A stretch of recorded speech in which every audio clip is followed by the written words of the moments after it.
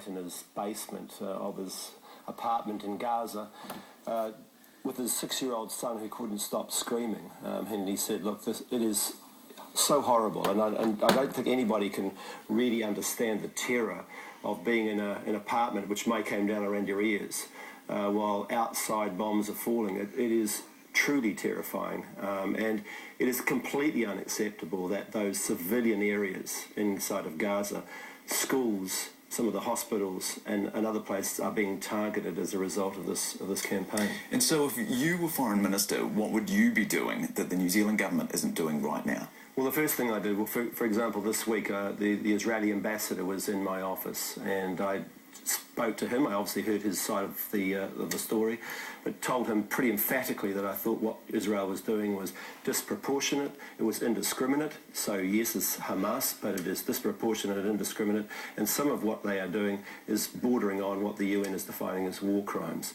That we needed a ceasefire, but that ceasefire wasn't enough in of itself. You could not keep and maintain people in 1.6 million people in a tiny little wee strip, which effectively is an open-air prison. But I also think that what New Zealand needs to be doing is putting its voice out there. We are respected in the international community, and international relations is not just about saying things. We stand up for an independent foreign policy and human rights. It's about taking those decisions and saying those things when events like this happen. You get measured on what you do rather than what you say. On the ambassador, the Greens are obviously calling for him to be expelled from New Zealand. Do you support that call? There's a move across the world that is growing in this direction. The disadvantage that you have when you do that is, of course, you don't have an avenue to be able to voice your opinion back to the Israeli government. So you wouldn't kick him out? I think that is perhaps something that you would look at further down the track. But certainly what we need to be doing right now as a matter of urgency is in every one of our missions overseas is telling the Israeli ambassador that we meet that this is New Zealand's position. We think what they're doing is completely unacceptable and they need to get back to a negotiating table. As you say, you gave the ambassador a bit of a serve, but is there a reluctance on the government's part to do that because Israel is supporting this Security Council bid of New Zealand's, do you think? Well, Israel's supporting us, but at the end of the day, we have to stand up for what is right. We're a small country. We stand by a rules-based system, the adherence of international law, and that means human rights law.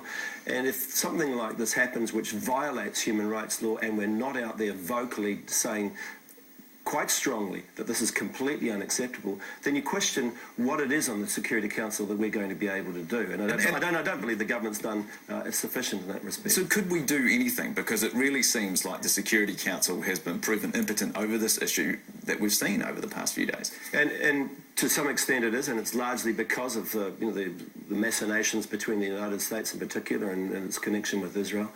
But nevertheless, New Zealand has always stood out in the past. I mean, we're the mouse that roared, if you like.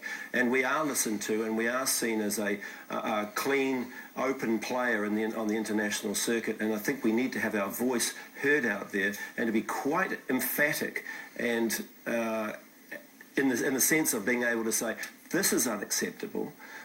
We need to have a ceasefire, yes, of course, but we also need to address the fact that for nearly 50 years now, the Palestinians have been occupied by Israel, and the conditions that you have put people in inside of Gaza is breeding the kind of extremism that we're seeing at the moment rather than trying to resolve it. And so are we making those noises to a satisfactory level? No, I don't think so. I mean, I haven't heard very much from Murray McCulley, and I believe that that should be emphatic. We should be divesting ourselves of any type of investment like we've seen in the paper this morning, where we are investing through our super fund into Israeli chemical factories. That should absolutely be off the table. Any products that come out of the occupied territories, where Israelis are living illegally in the occupied territories, we should be stopping those absolutely.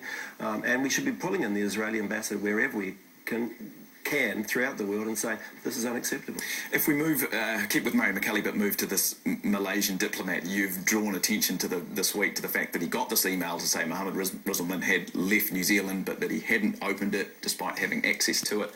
What does that matter? I mean, if the diplomat had left the country, what difference does it make if Murray McCully hadn't seen that email? Well, Murray McCully's initiated an investigation into what happened and why he wasn't told about Mr. Rizalman leaving the country. Clearly, he was told. Not only then, he went on to say that there was an email out there, but it's all the fault of Foreign Affairs. Well, what it's shown is that he was told about it. He got an email about it. The email wasn't opened. He said there was problems about opening the email because he was travelling or had communication difficulties. He was in New York, and there's an item on his Visa card for internet connection in the room. When you start making excuses for your inability to cope with a situation or to react to a situation in the appropriate way, and then those excuses are found to be failing, it's time to take a look at yourself and say, I need to take responsibility for this. It's my ministry, and this investigation is actually doing everything except looking at me. It's looking at everybody else for fault rather than myself. And do you think that the government is delaying the return of Mohammed Rizalman until after the election? Because Key said earlier in the week it is going to be months rather than weeks before we see him return. Look, it's difficult to understand what's happening within Malaysia. It's complicated. I'm sure that we're getting reports back from our embassy in our High Commission in Malaysia. But look, then the government should be coming up and telling us what is going on, not simply refusing to answer. I know that a number of journalists have asked the question, we've asked the question, what's going on? We haven't heard any news, and this is an area of real significance and importance for New Zealanders. And just finally, you've been quite prominent, obviously, because of this case and because of your expertise in Gaza over the last few weeks. Do you regret giving up that Labour leadership? You've hit a bit of form, haven't you? Well, look, we've got one leader. That leader is... But do you regret having given up? Oh, look, you have regrets in life, but I mean, the focus is that we get on with the election. We've got an election in exactly 7 weeks, and that's the only focus that I've got. And after that, would you seek the leadership again? Can you rule out